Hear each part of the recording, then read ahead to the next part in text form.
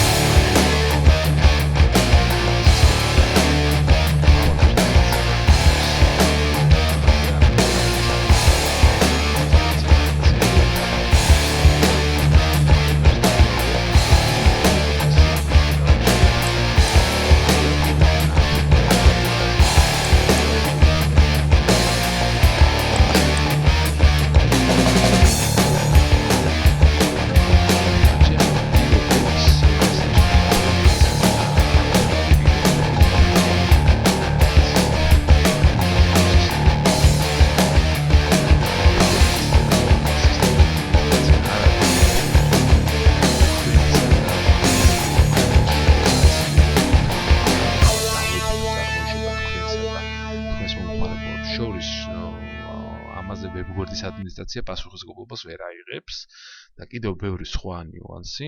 გადაიკითხავთ პირობებს და დათანხმების შემთხვევაში მონიშნავთ ამ უჯრას. თუ კი თქვენ არ ეთანხმებით ამ პირობებს, ნიშნავს, რომ თქვენ ამ პოლისებს, რომელსაც აწესებს ადმინისტრაცია, არ ეთანხმებით და სამწუხაროდ ამ შემთხვევაში თქვენს სარეგისტრაციო მოთხოვნას ადმინისტრაცია ვერ მიიღებს. ამიტომ უნდა დავეთანხმოთ და დავაჭიროთ გაგრძელებას.